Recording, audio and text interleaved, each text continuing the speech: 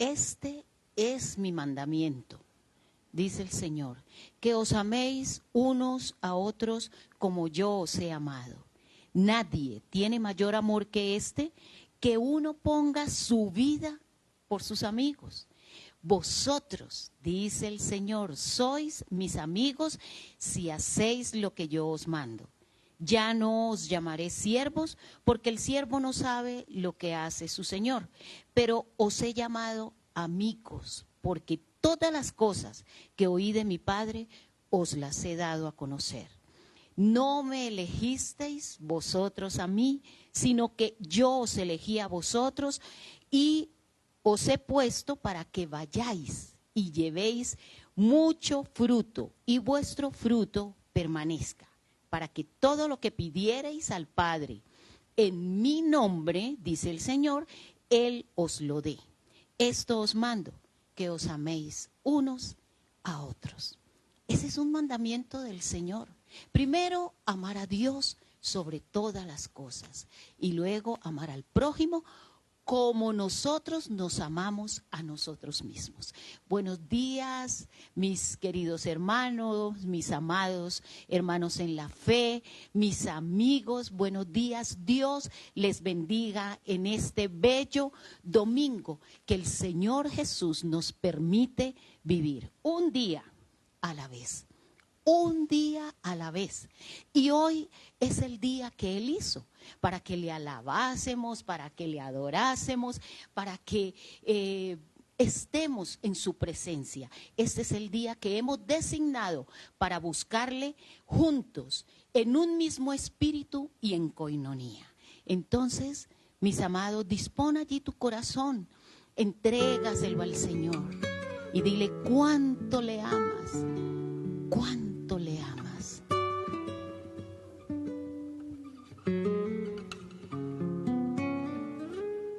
El que habita al abrigo de Dios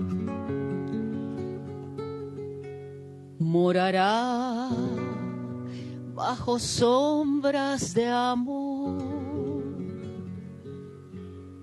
Sobre él no vendrá ningún mal y en sus alas feliz vivirá. Así es. El que habita al abrigo del Altísimo morará bajo la sombra del Omnipotente. Y diremos a Jehová, tú eres nuestra esperanza, nuestro castillo fuerte, nuestro libertador. Eres tú, mi Señor. Gracias, gracias por ser nuestro Padre. El que habita al abrigo de Dios morará bajo sombras de amor. Sobre él no vendrá ningún mal y en sus alas feliz vivirá. Hoy yo quiero habitar al abrigo de Dios. Solo allí encontraré paz y profundo amor. Mi delicia es con Él, comunión disfrutar y por siempre su nombre alabar. Su nombre alabar.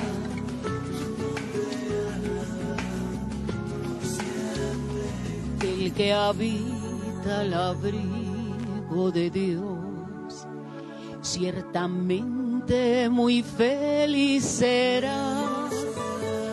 Ángeles guardarán su salud y sus pies nunca resbalarán. Pues yo quiero habitar al abrigo de Dios, solo allí encontraré paz y profundo amor.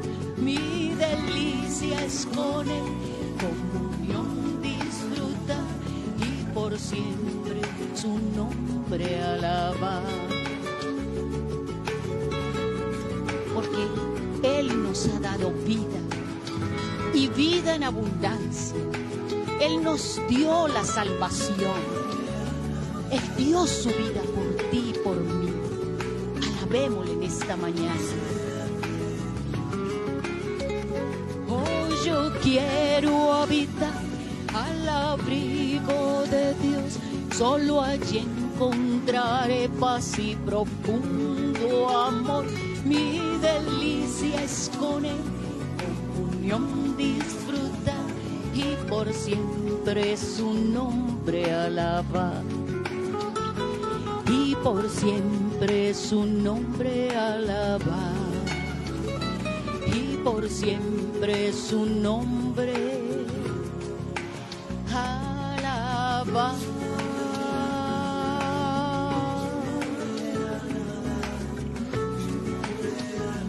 Siempre su nombre, mi delicia es con Él,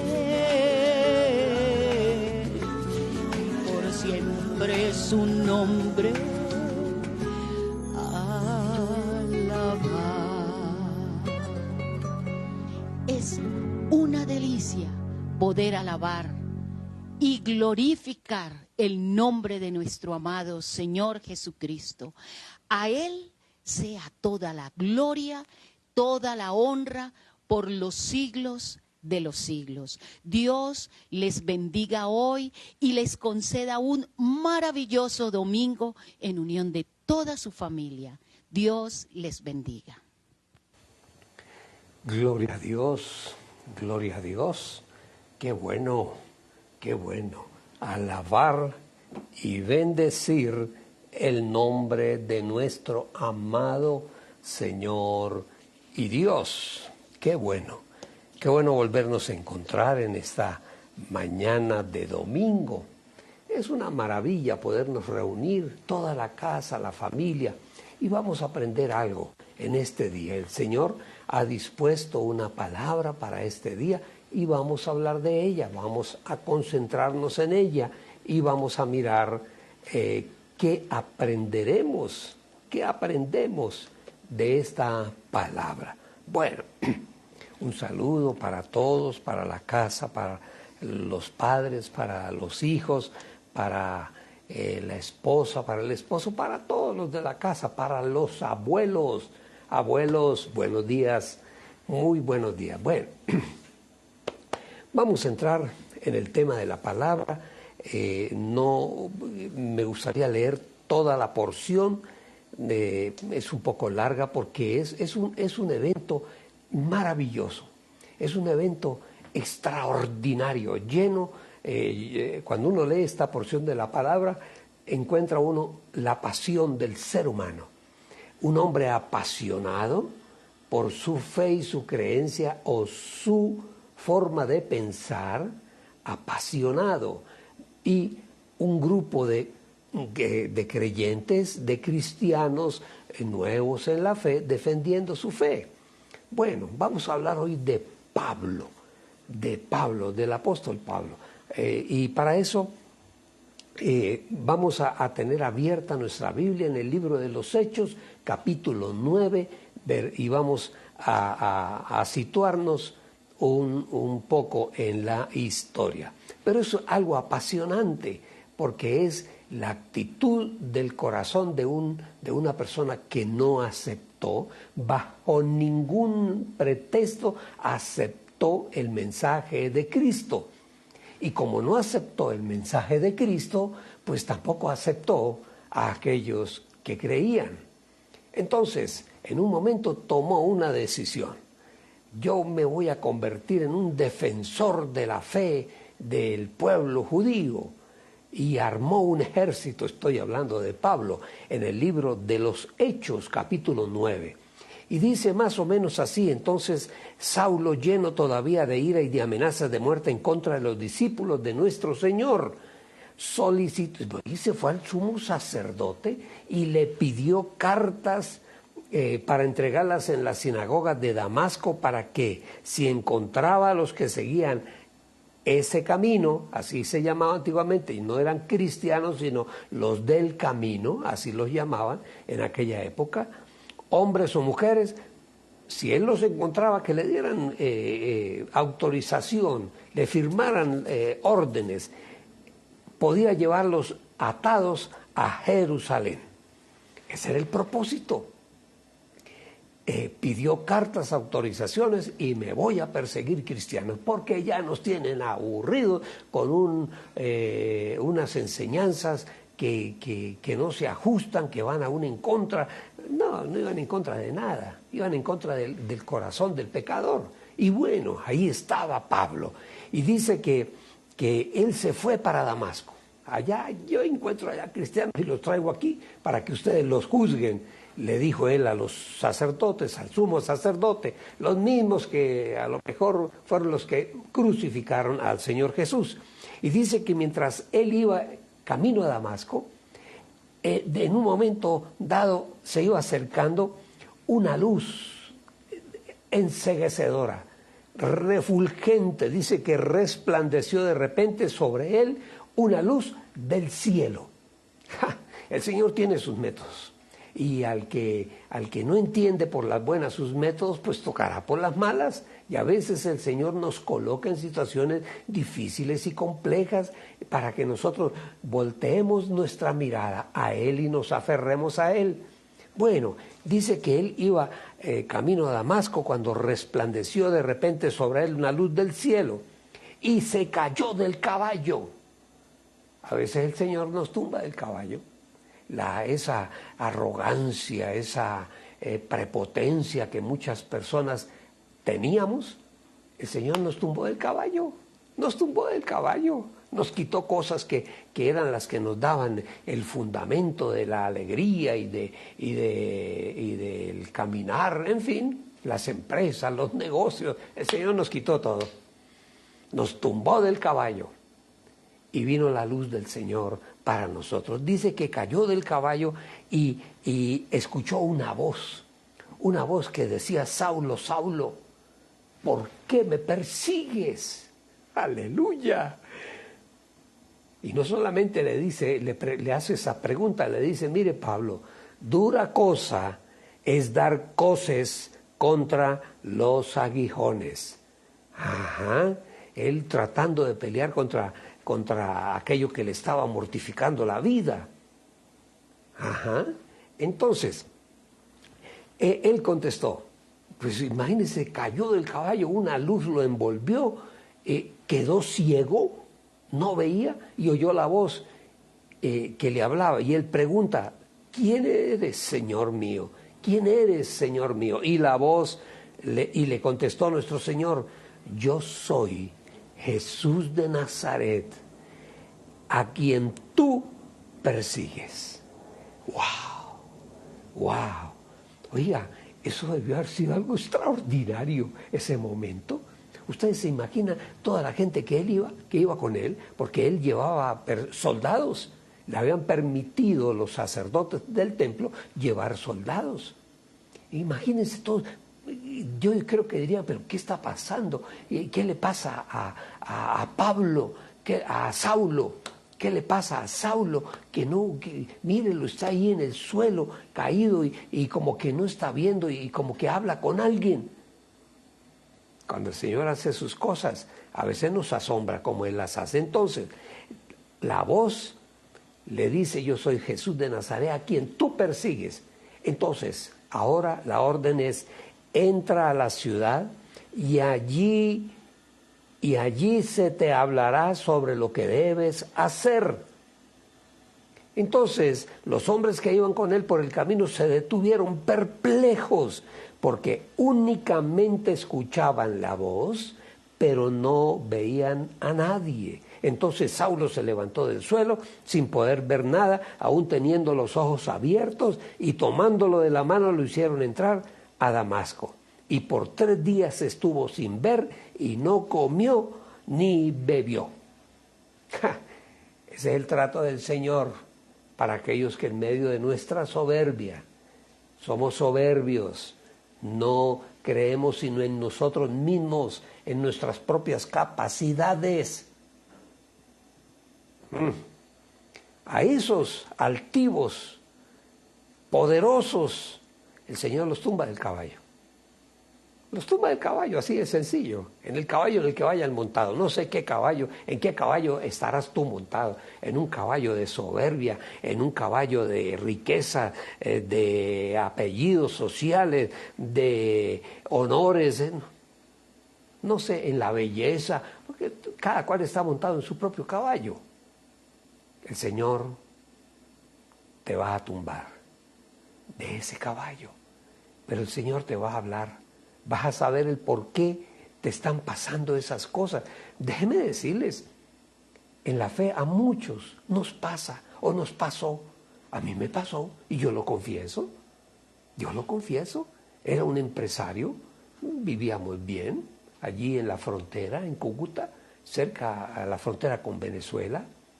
Teníamos un buen lugar donde vivíamos, un apartamento. Teníamos carro de agencia, último modelo, y nos iba bien, paseábamos. Y esa era la fortaleza, el dinero. En un momento el Señor, tráguete, nos tumbó del caballo, o me tumbó a mí del caballo, me tumbó del caballo. Para no extenderle la historia, un día, un sábado, como unos 3, 4 meses después de conocer al Señor, un sábado, no teníamos nada que almorzar.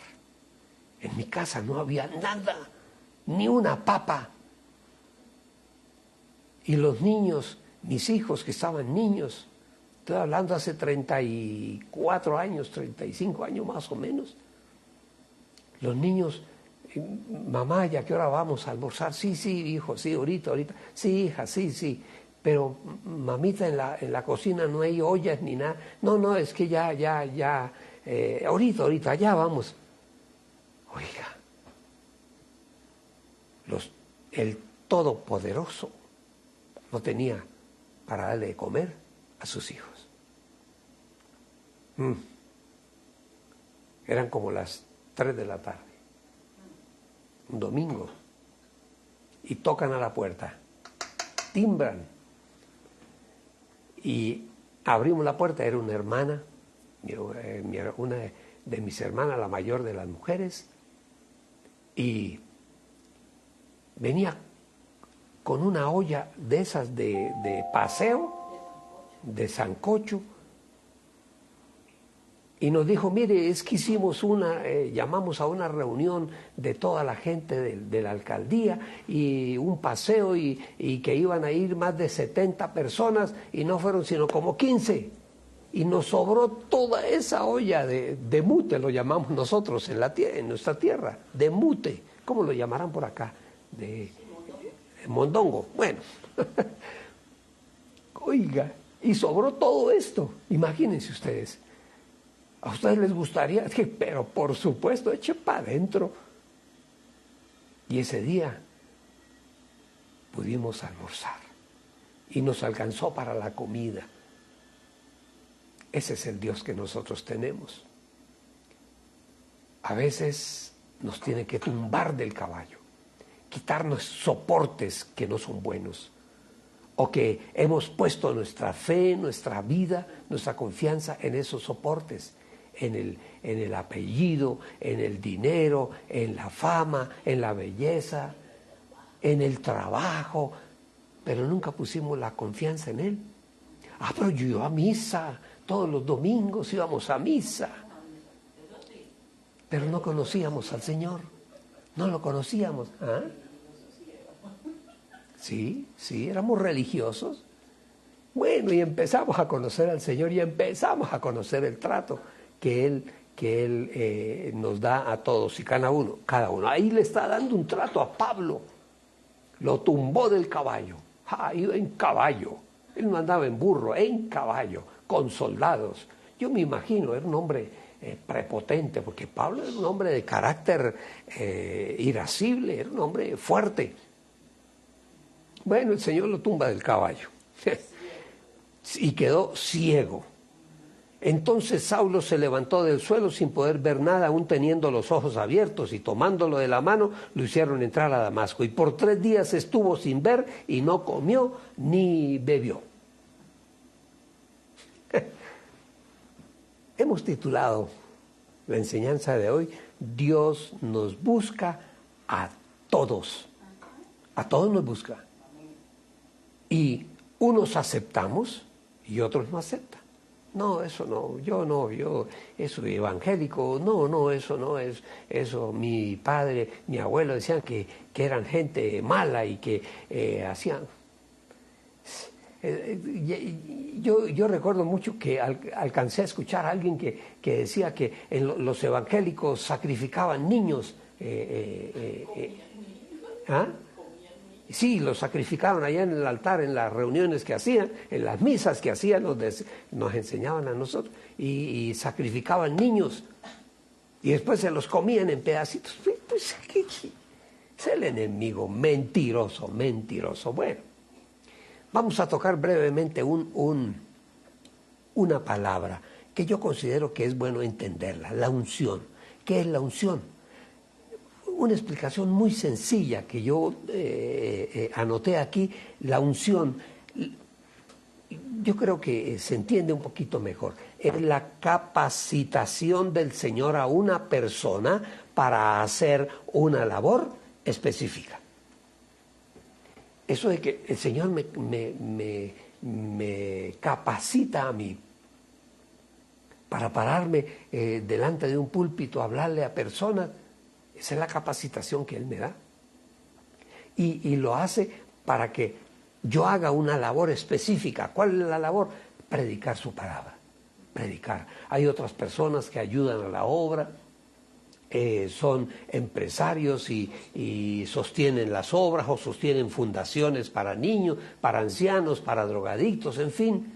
La iglesia cristiana, por lo menos lo que hasta donde yo sé, en nuestro país, es una iglesia que aporta socialmente, no solo espiritualmente. No solamente cantamos y alabamos y leemos la palabra y predicamos, no.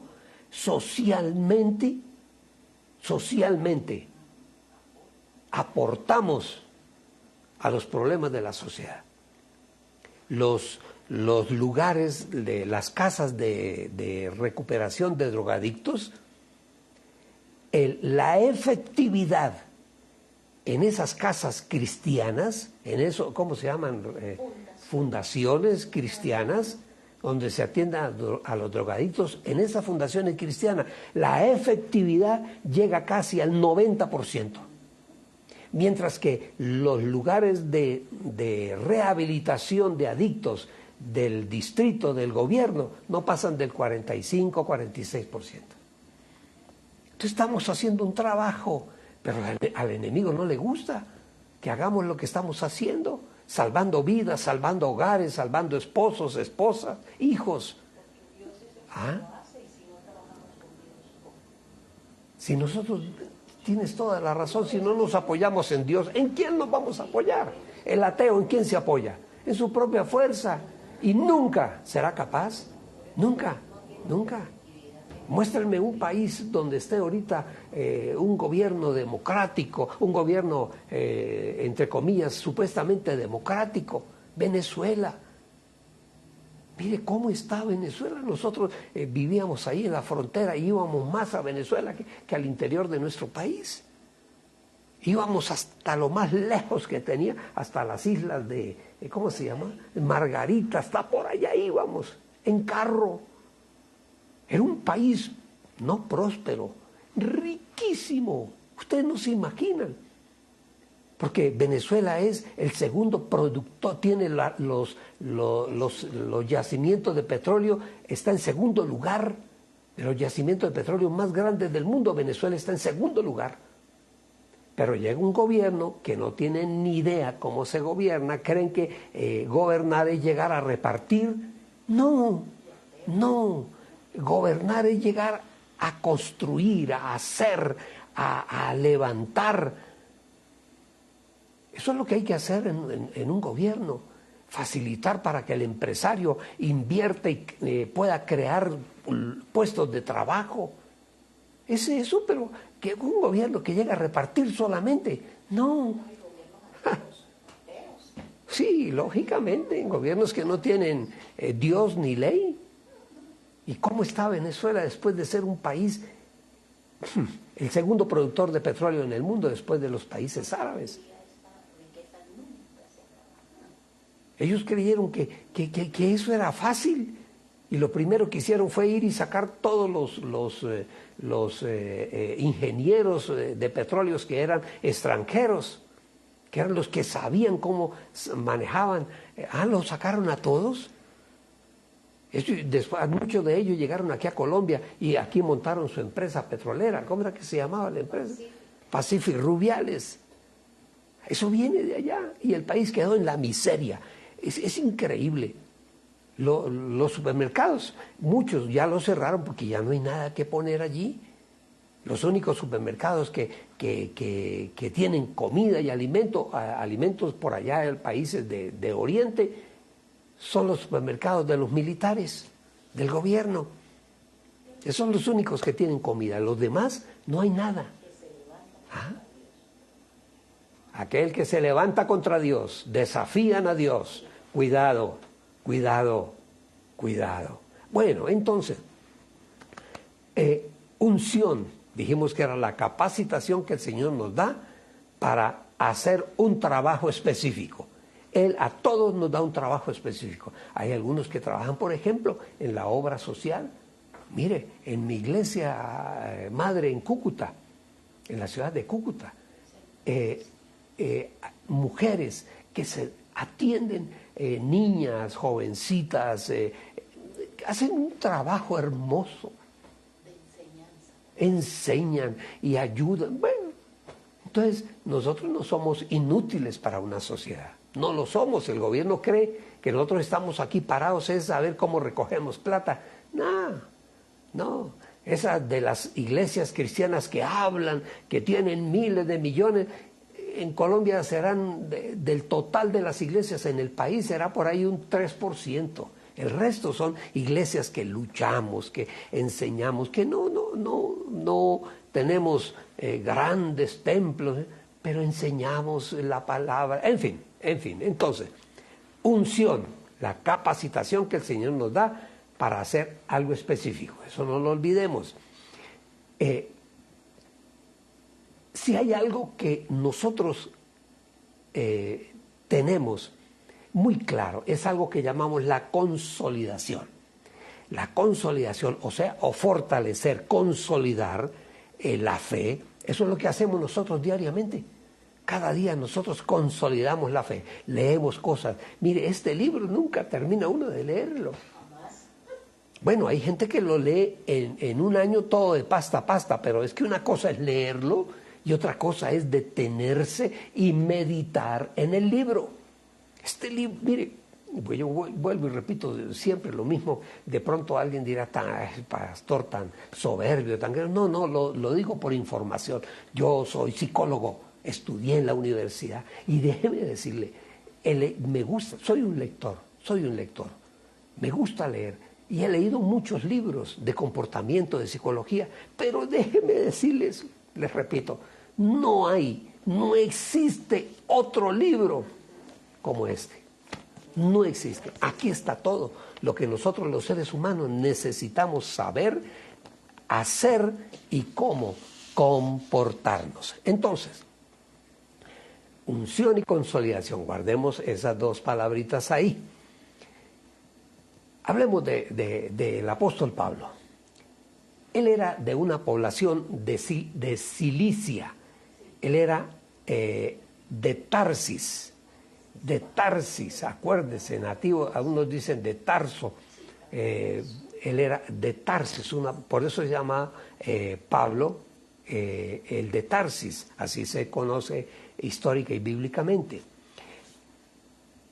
En Hechos 22:3, él da una explicación allá hablando del Señor Jesús, ya enseñando, él hace claridad.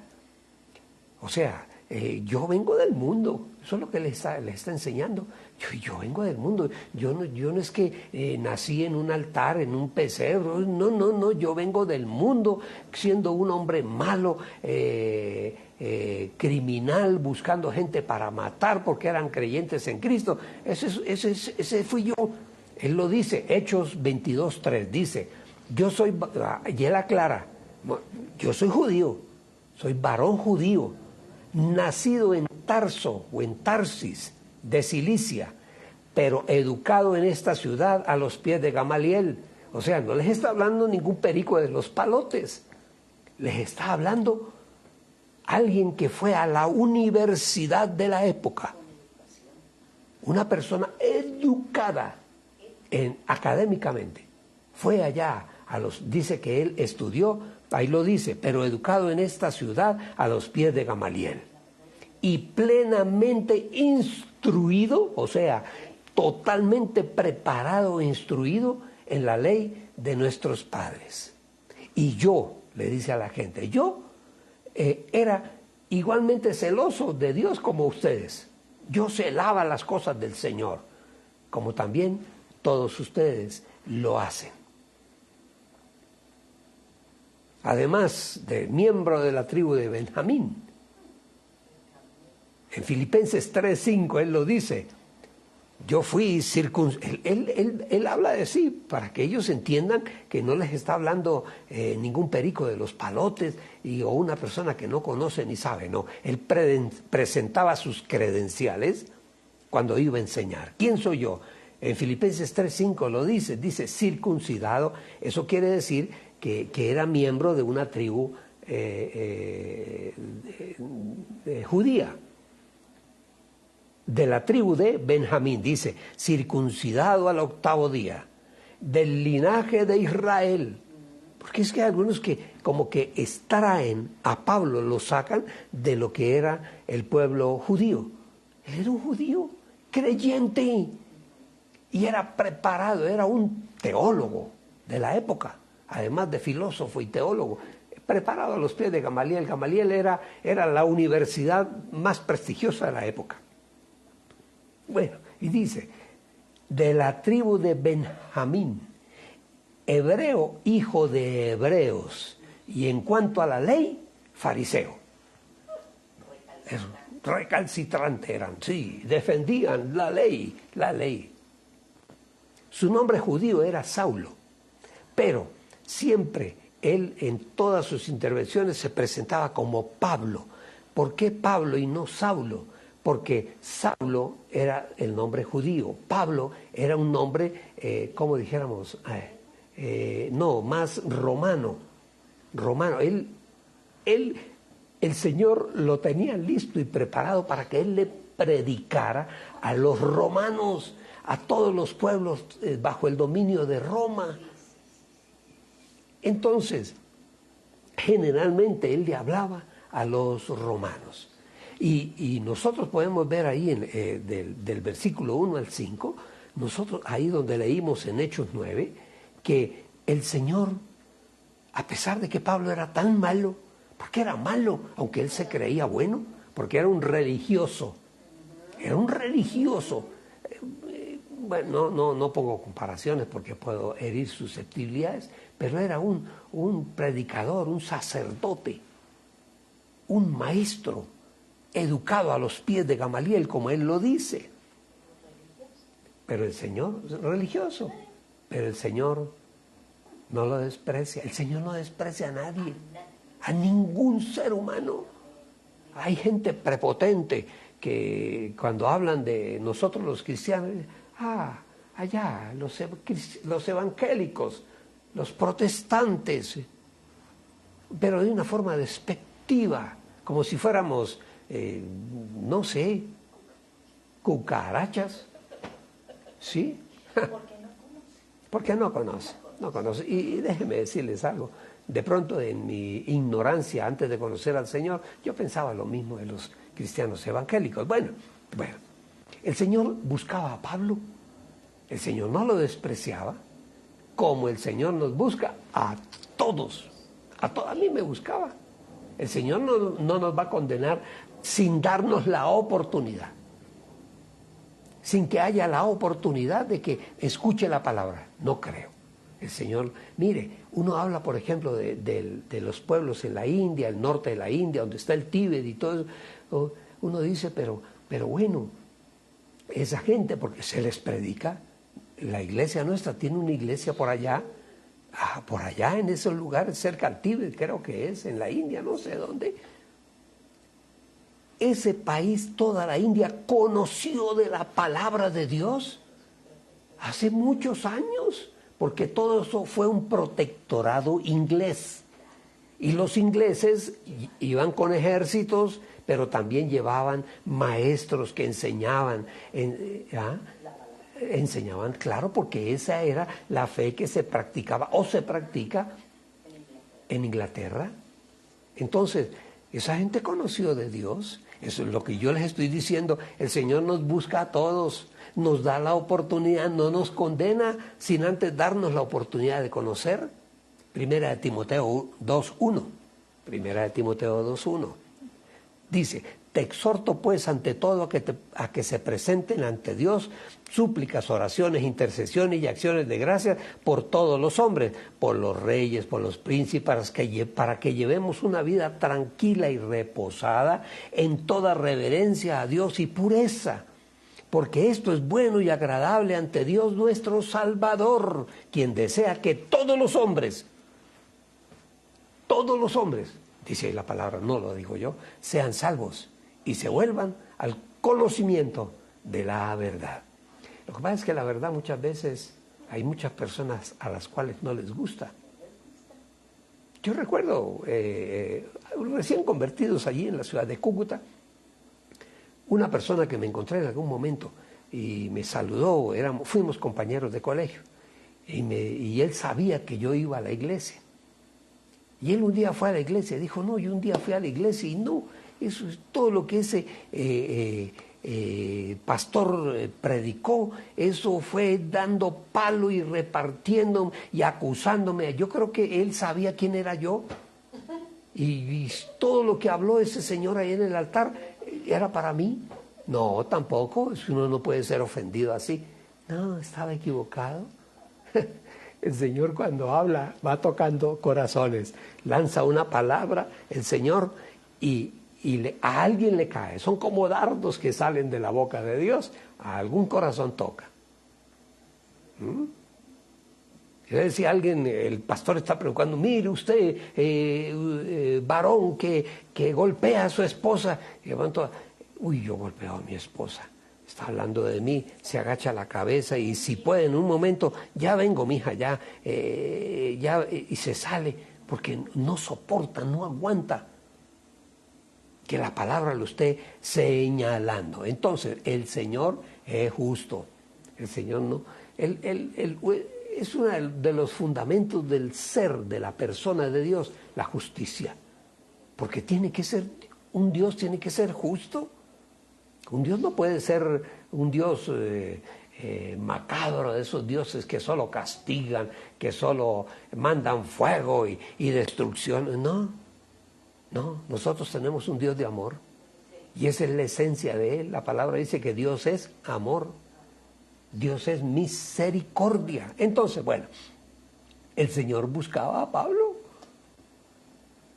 y cuando el Señor nos busca y nos encuentra y empieza a hablarnos, se empiezan a caer argumentos de nuestra vida, que argumentos es lo que nosotros tenemos, llamémoslos disculpas, argumenteros, disculpar todo, hasta el pecado, la altivez, porque yo no necesito de Dios, yo soy fuerte, trabajo, soy inteligente, astuto. El Señor viene y empieza a caerse los argumentos, empieza a caerse la altivez, empiezan a caerse las mentiras, empieza a caerse todo el edificio que hemos construido. ¿Cómo les parece? Alguien diría, pero pastor, usted no siga predicando así, porque si hay algún inconverso que lo está escuchando, dice, uy, no, yo ahí no me meto porque puedo llegar a perder todo lo que tengo. Y eso es lo que pasa. Por ejemplo, en mi caso, Yo tenía mis bienes, tenía ingresos, teníamos carro último modelo y todo. Y cuando llegamos al Señor, como a los 3, 4 meses no teníamos nada. Ya les contaba que no teníamos un día ni para almorzar. Con los 3, 4 hijos, con los 4, ya teníamos los 4, sí, claro. Con los 4 hijos y no teníamos para almorzar. Entonces, ¿cuál es el decir? Es que les quitaron, allá en la iglesia les robaron toda la plata. Con el cuento de ofrendas y diezmos les robaron la plata. No, a mí nadie me robó.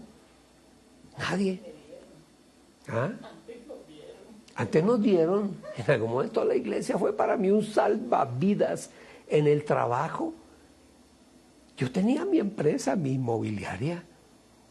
Y un día, no sé, el pastor, mi pastor, me llama y me ofrece hacer algo en la iglesia que nunca nosotros habíamos hecho. No había estudiado todavía psicología. Y el pastor, en lo que el Señor le habla, le dice que me diga a mí que le ayude a organizar el departamento de consejería y familia. Y nosotros nunca habíamos sido consejeros. ¿Cuándo? Nunca. Bueno, mi esposa de pronto, bueno, gracias al Señor, hemos mantenido una relación matrimonial aceptable. Yo no decir buena, no, porque uno tiene sobre todo sin Dios. Y en medio de la situación difícil, tengo trabajo en la iglesia. Y entré a trabajar a la iglesia, mis amados, con un sueldo mínimo. Y déjenme decirles algo, no sé qué pasa, pero ese sueldo mínimo, bendito y alabado sea el Señor, nos alcanzaba para todo. Porque ese poquito venía de las manos de Dios, del Señor. Y nos alcanzó. Y ahí empezamos nosotros. Y en un momento nos volvimos, el Señor nos tenía separados como consejeros. Sí. Los hijos nos preguntaban, las hijas mayores, que ya estaban para ir a la universidad, y ellas sabían cuánto ganaba yo. Pero papá, con un sueldo mínimo, ¿cómo vamos a ir a la universidad? Y ella me decía, yo quiero ir a la universidad. Y no querían ir a la universidad ahí de la ciudad, sino que querían fuera de la ciudad. Y yo les decía, bueno, no sé, hija, Dios proveerá. Y Dios proveyó. Una estudió en Barranquilla. Había que sostenerle casa, comida, matrículas, pasaje, todo. Allá en Barranquilla, bendito sea el Señor. Y la otra, es que yo me voy a estudiar a Bucaramanga. Y la otra en Bogotá, aleluya. Las 3 son profesionales, estudiaron en la universidad. ¿Cómo? No se atrevan ni a preguntarme porque yo no tengo ni la menor idea cómo el Señor nos ayudó. ¿Cómo? Como siempre, sí. Bueno, entonces el Señor tumba todas esas altiveces, todas esas prepotencias que nosotros tenemos. Y ahí estaba tratando con Pablo. ¿Quién eres, Señor? Ya viéndose en el suelo, caído, ciego. ¿Quién eres, Señor mío? Y el Señor le contesta. El Señor siempre contesta, es un caballero. Yo soy Jesús de Nazaret, al que tú persigues. O sea, usted no está persiguiendo cristianos, usted me está persiguiendo es a mí. Aquellos que nos persiguen a nosotros, no nos persiguen a nosotros, persiguen a Jesús de Nazaret. Bendito y alabado sea el Señor. Bueno, ahí, yo digo que ahí en ese momento fue la mayor revelación que Pablo haya tenido en su vida. La mayor revelación. Y ahí en ese momento el Espíritu Santo sella a Pablo. Eres mío, Pablo.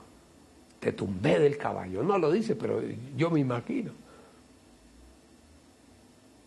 Yo soy Jesús de Nazaret. ¡Wow, wow!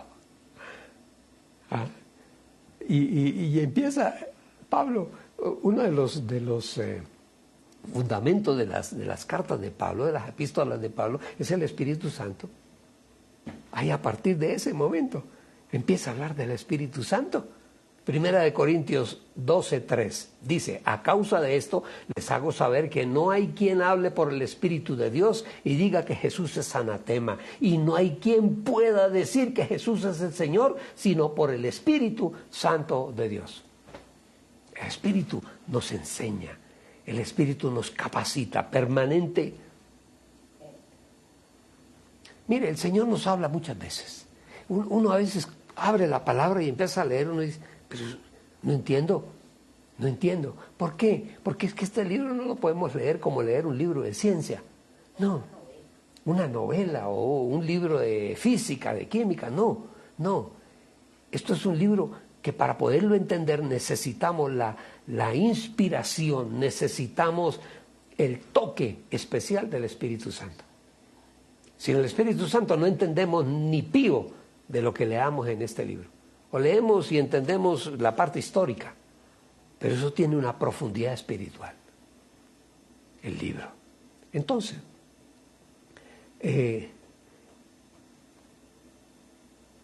a Pablo, él cae del caballo, el Señor le habla, y en ese momento, Pablo no tiene respuestas.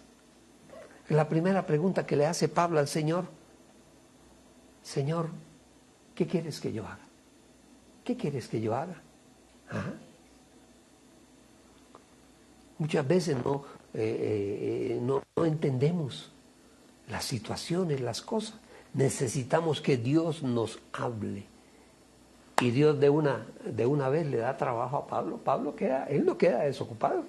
Porque yo supongo que del templo donde él trabajaba, lo debieron haber sacado, se convirtió en enemigo de todos los sacerdotes y escribas fariseos del templo. Muchas veces cuando el Señor nos habla, no sabemos qué hacer. Por eso Él dice: Señor, ¿pero qué quieres que yo haga? Y Él le dice, versículo 6 de Hechos 9, dice: pero ponte de pie y entra a la ciudad y allí se te hablará sobre lo que debes hacer. ¿Y qué hicieron? Les tocó levantarlo y llevarlo, guiarlo, porque él no veía. Estaba ciego. Que el Señor nos hable y no sabemos qué hacer. ¿Qué hacemos? Déjese guiar por el Espíritu Santo de Dios. Y muchas veces cuando el Señor nos habla, perdemos la visión también. Estamos tan ciegos que no vemos. O a veces el Señor nos quita la visión de las cosas, de muchas cosas, para que podamos verlo a Él.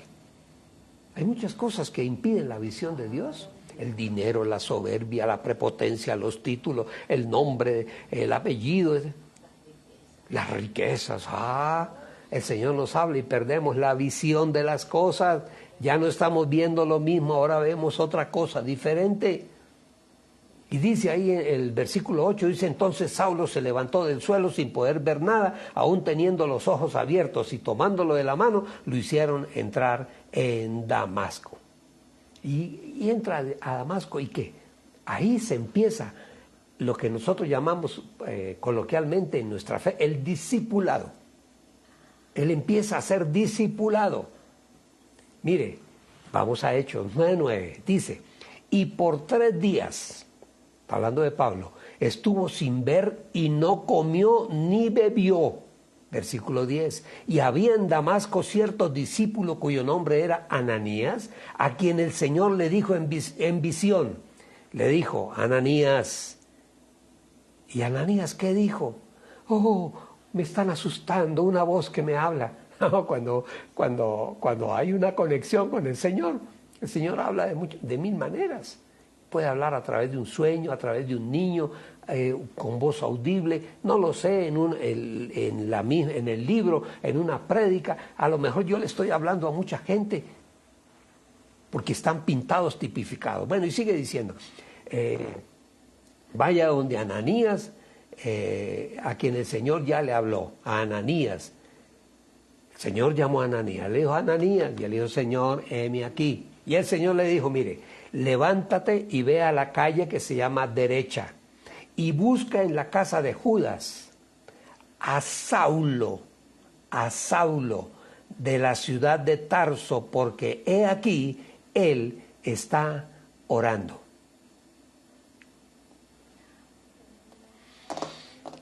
Miren, este hombre, Ananías, ustedes no crean que dijo, ay, bueno, sí, Señor, listo, vamos para esa, sí.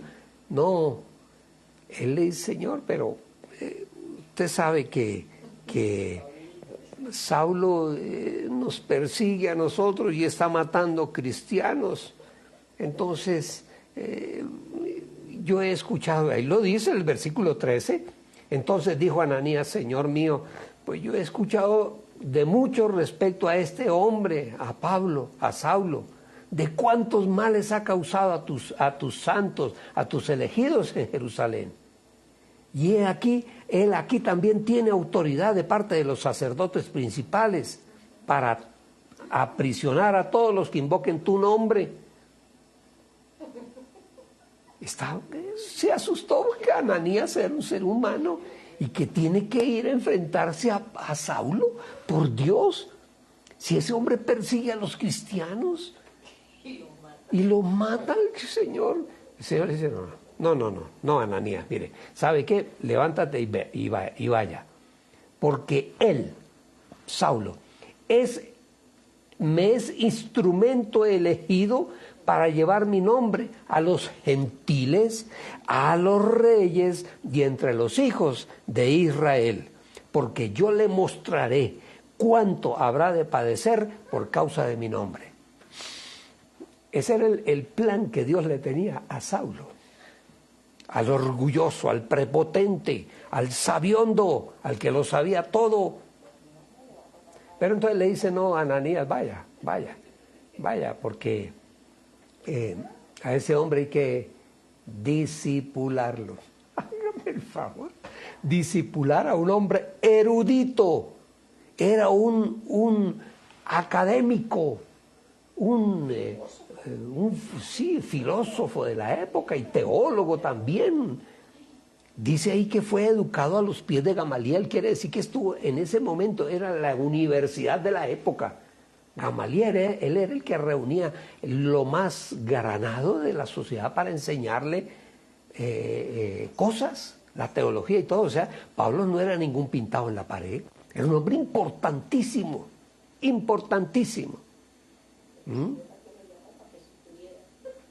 Y el Señor está diciendo que lo llama para que sufra.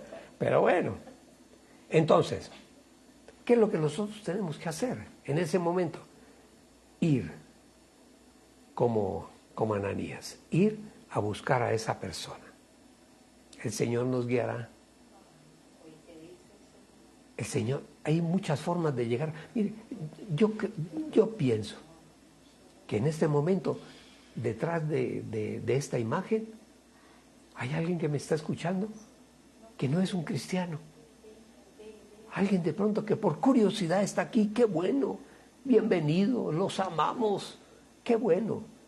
Pero óigame por favor lo que yo estoy enseñando. Entonces tenemos que buscar. El Señor es el que nos va a guiar, no es nuestra sabiduría ni nuestra inteligencia. Aquel que ha recibido al Señor en su corazón tiene que comprometerse con el Señor a seguir propagando la palabra. Si tú eres cristiano, caminas en el Señor, eso no es gratis. Hubo gente que tuvo que sufrir mucho. Tú no conoces la historia de tu pastor a lo mejor, o del ¿cómo se llama? El líder de la iglesia, ¿sí? Que fue a tu casa y te enseñó a abrir con paciencia y te enseñó la palabra. Imagínense a un recién convertido. Ay, no, es que yo no lo conozco, yo no sé quién. Por favor. No, es que yo no sé qué decir. Es que tú no eres el que vas a hablar. Señor, pero yo qué digo. Usted no se preocupe, usted simplemente abra su boca, que yo te la llenaré. ¡Wow! ¿Ah?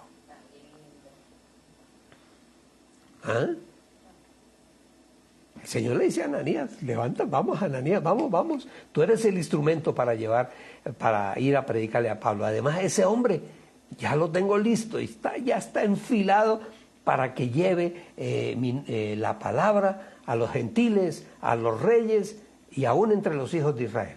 Ese era el plan que el Señor tenía. Entonces el Señor le asigna a Ananías la consolidación de Pablo. Háganme el favor, que a ti vengan y te digan, venga, mire, usted tiene que enseñarle los fundamentos de la fe a este señor. Ah, ¿y quién es ese? No, él es el rector de la universidad. Y yo voy a enseñarle. Claro. ¿Sabe por qué? Porque tú eres un doctor en la fe. Tú eres magíster, doctorado. ¿Qué otro título es? Catedrático en la palabra. Así de pronto hayas aprendido a leer en el mismo libro, hayas aprendido a leer porque no sabías leer. Tengo un pastor amigo, un hombre de fe. Él no sabía leer, conoció del Señor y empezó a aprender a leer en la Biblia. Hoy en día es un predicador, un hombre que habla con unas ganas, habla con eso, uno cree que se va a salir de la ropa. Ese es el Señor, ese es el Señor. Entonces, resumí 7 puntos rápidamente. En primer lugar, Ananías, para nosotros, este es un mensaje para nosotros somos los Ananías, que el Señor nos llama a predicar su palabra. Ahí inclusive donde hay gente que no, pues es que yo cómo voy a ir donde... Ananías debió ir a buscar, no esperar que Pablo viniera a buscarlo a él. El Señor le dice Hechos 9, ahí en Hechos 9, versículo 11, dice, nuestro Señor le dijo a Ananías, le dijo, levántate y ve a la calle que se llama Derecha, en fin, y busque la casa de Judas a Saulo de la ciudad de Tarso, porque aquí él está orando. ¿Qué otra orden le da a Dios? Mire, el resultado, ¿cuál fue el resultado cuando Ananías llega a predicarle a Saulo?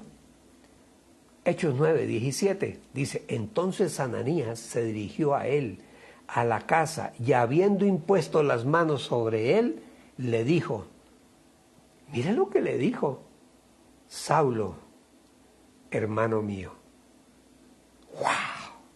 ¡Wow! Es mi hermano ahora.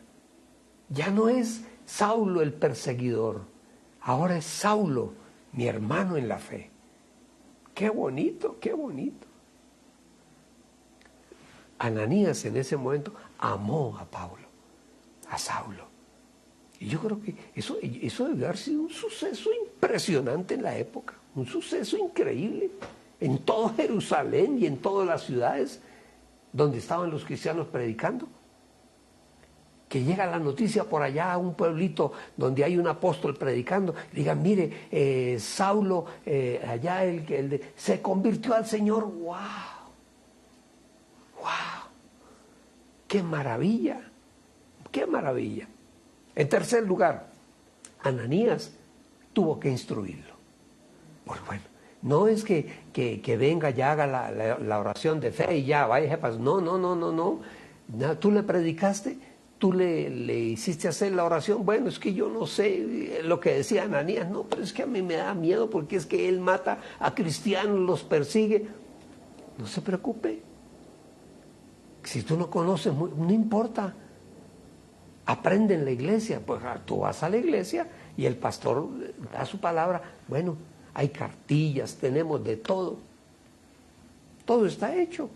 Ahí es que ponerlo por obra. Entonces, en el versículo 17, Ananías dice, mire, es que el Señor me ha enviado para que te sean abiertos los ojos y seas lleno del Espíritu Santo. Y efectivamente, Saulo recobra su vista. Y además, todo aquel que conozca del Señor, el día que nosotros conocimos del Señor, ese mismo día nos convertimos en evangelistas. Sin ser predicadores ni nada. A partir de ese momento somos predicadores, evangelistas. lo que el Señor nos va dando ahí poco a poco, nosotros poco a poco se lo vamos trasladando a otros. ¿Qué hizo Pablo después de que Ananías le habló? Bueno, Pablo era un hombre instruido en las Escrituras, que tenía una concepción equivocada, no había entendido el proyecto de Dios tal cual se venía ejecutando.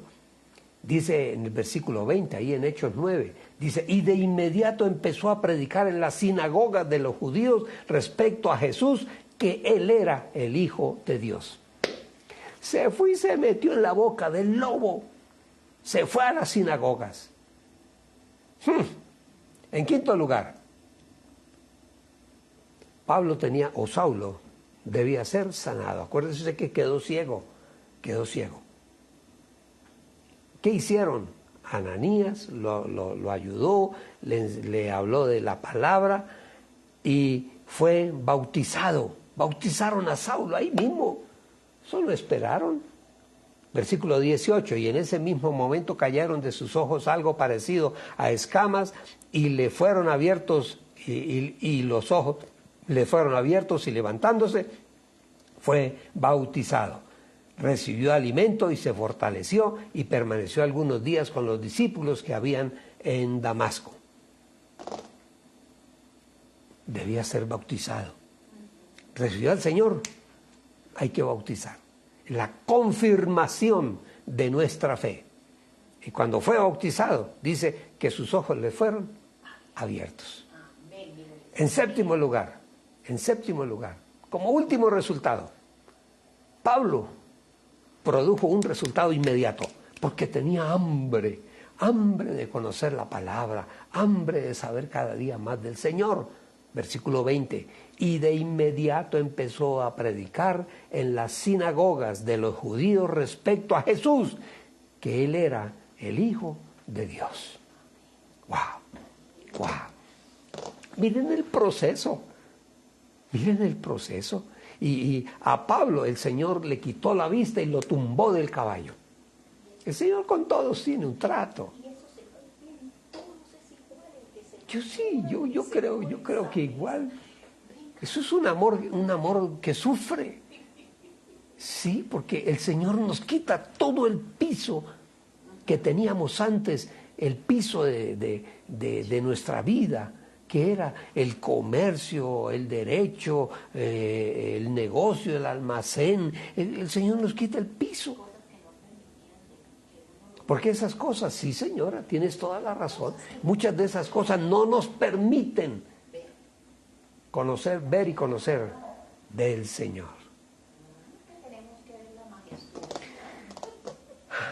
Dejémoslo ahí nomás.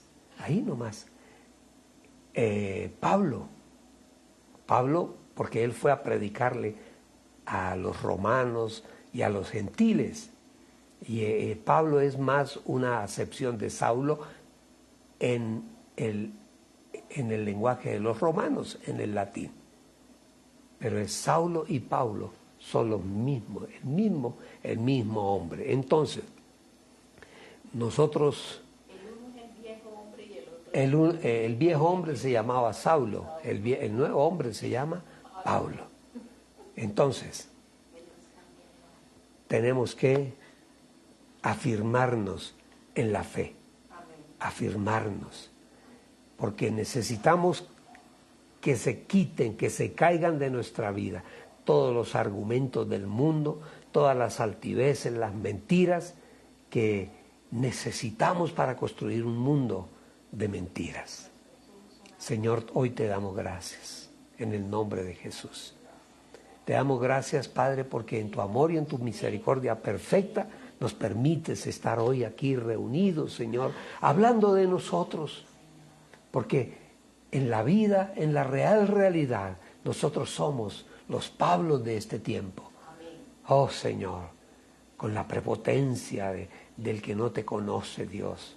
Tú nos quitaste el piso, ahora estamos parados sobre la roca, estamos sobre roca firme, tu palabra, Señor.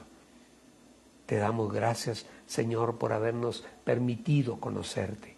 Eres la razón de ser y de vivir. Eres tú, Señor. Tú eres el Dios de nuestras vidas, Eres el Señor de nuestras vidas, a quien debemos amor, a quien debemos sumisión, a quien debemos obediencia total y absoluta. Gracias te damos, Señor. Gracias, Dios. Gracias por tu palabra. Gracias, Señor, por hablarnos a todos, Señor, en este día. Gracias, Padre. En el nombre de Jesús, Señor.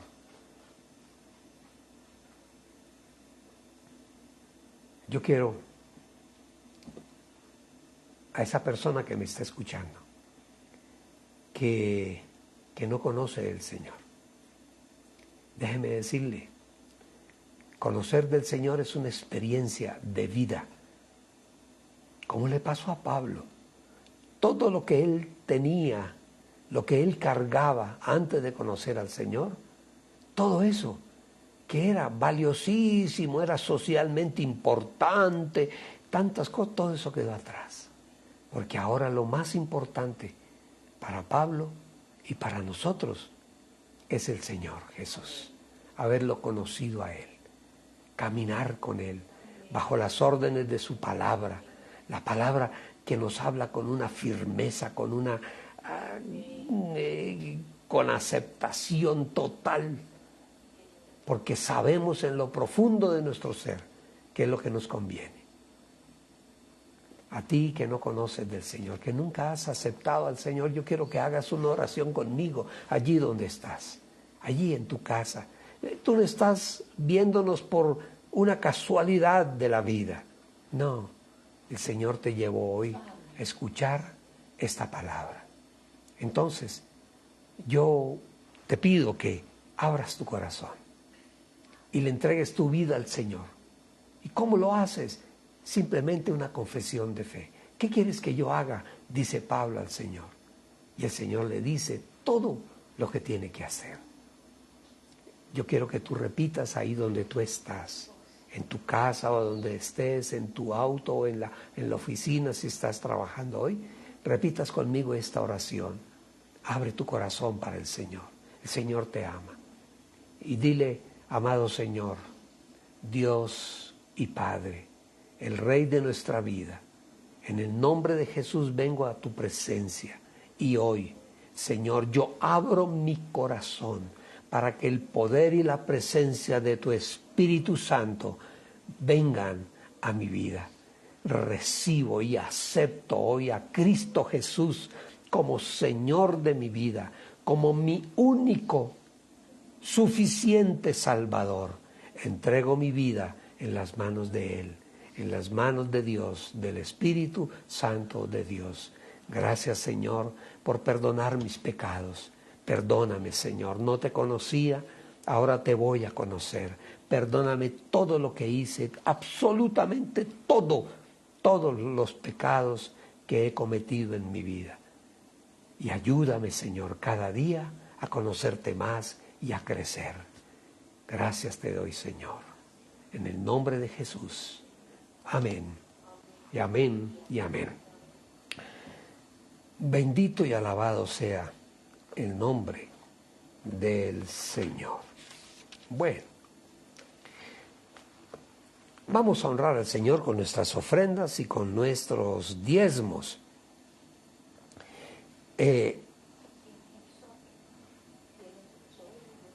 Sí, aquí tengo el sobre. Aquí está el sobre. Y discúlpenme, voy a tomar un poquito de agua.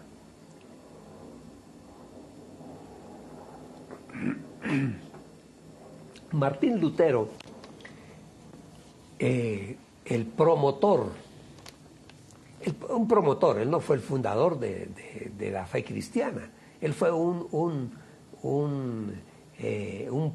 promotor de la fe cristiana, porque la fe cristiana en su tiempo llegó un momento en que empezó a desviarse, a tomar otros caminos. La iglesia que conocemos hoy como la iglesia tradicional empezaron a torcer su camino, que porque las almas del purgatorio, que las podían, en fin, una serie de cosas que le tocó a Martín Lutero, conocedor y por revelación de Dios, llamar y decir, no, la palabra no dice esas cosas. Y empieza a caminar lo que conocemos hoy como la iglesia evangélica o la iglesia cristiana, que viene desde los tiempos del Señor Jesús. Sí, claro, la iglesia cristiana es muy antigua, no es que empezó en el siglo XV, XVI. No. Entonces, Martín Lutero decía que se necesitan 3 conversiones. Cuando uno decide entregar su vida al Señor, necesitamos 3 conversiones. Decía, el corazón, se tiene que convertir la mente y se tiene que convertir el bolsillo. Esa sí es la parte difícil y compleja, porque hemos aprendido a través de los años, hemos aprendido que el dinero es un fundamento para nuestra vida. Lo hemos aprendido a través del tiempo y de los años. Entonces, lo que nosotros debemos hacer, nos enseñan, es dinero, preocuparnos por el dinero. Pero el Señor viene y nos enseña, no, cuidado, yo tendré cuidado de ti. Y no importa en la fe si tú tienes o no tienes, en algún momento el Señor te sostiene. Y en algún momento, si tiene un propósito con tu vida, te va a dar todos los medios para que tú lleves adelante el propósito por el cual el Señor te ha escogido a ti. Bueno,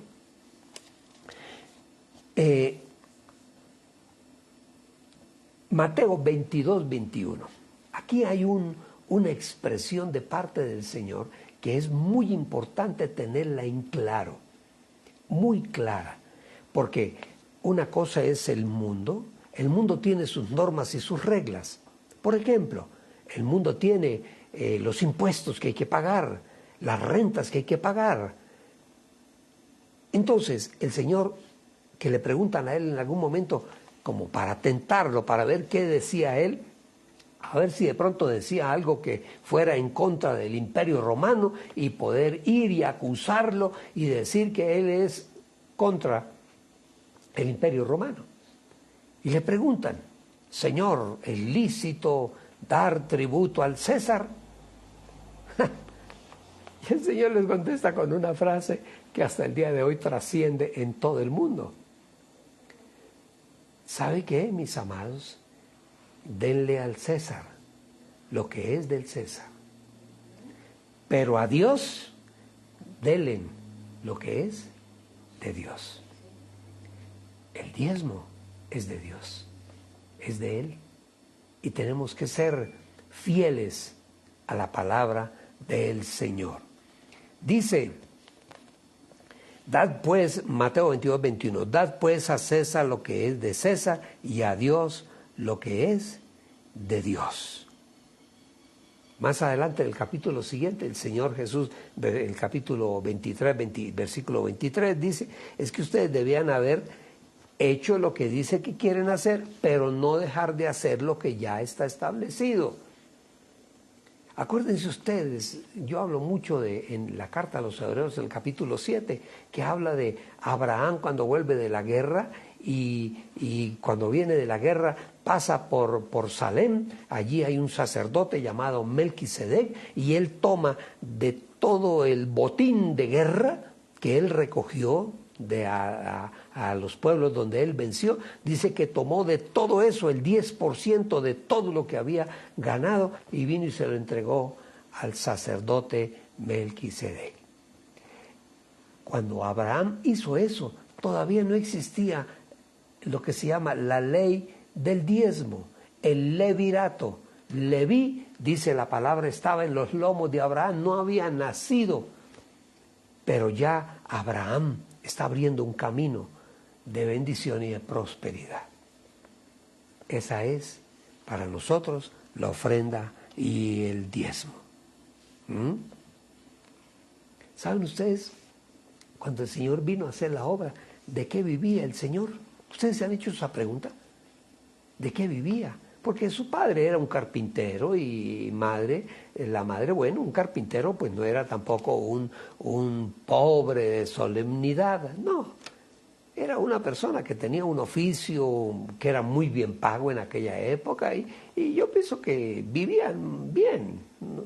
Ellos iban a Jerusalén permanentemente, de Nazaret a Jerusalén, en las romerías que se hacían en aquella época.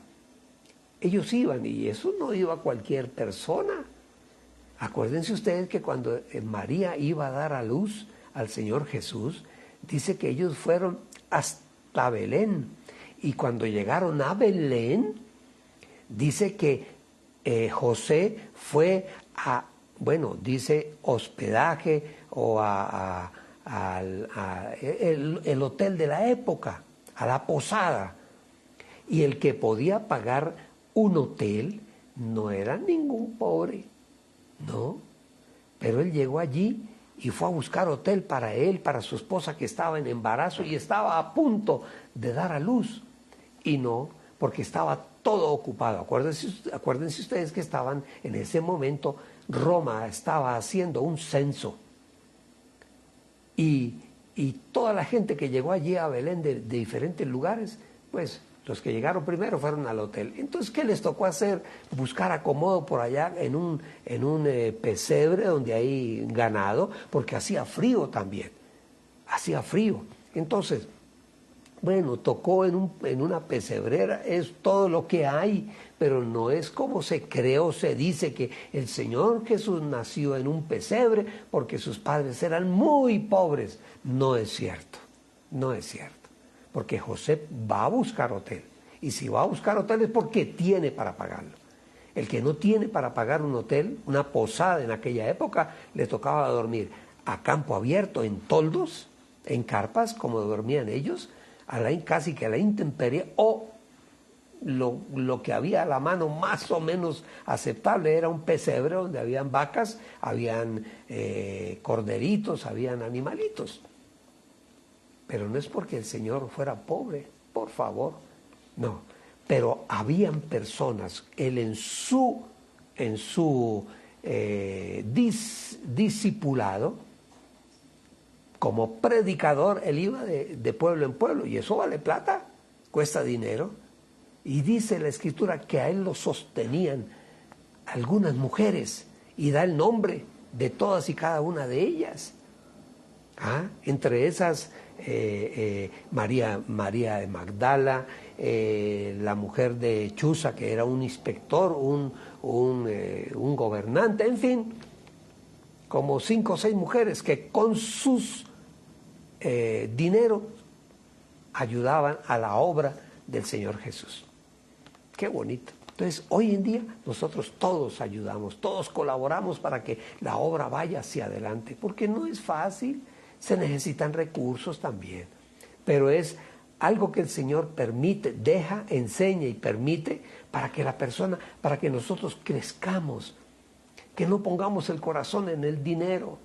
El dinero es algo que es bendición para nosotros, nunca maldición.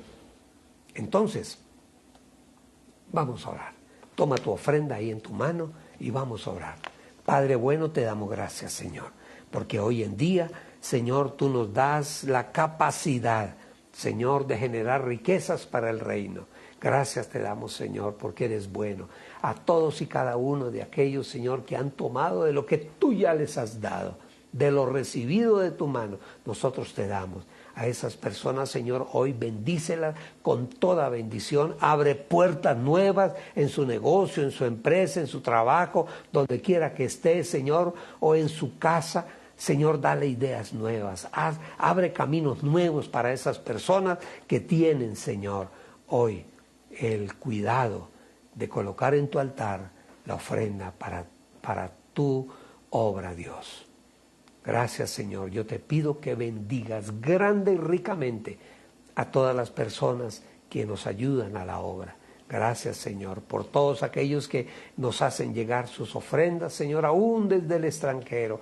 Gracias, Señor. La bendición tuya estará siempre a su lado en la casa y nunca faltará el alimento sobre la mesa.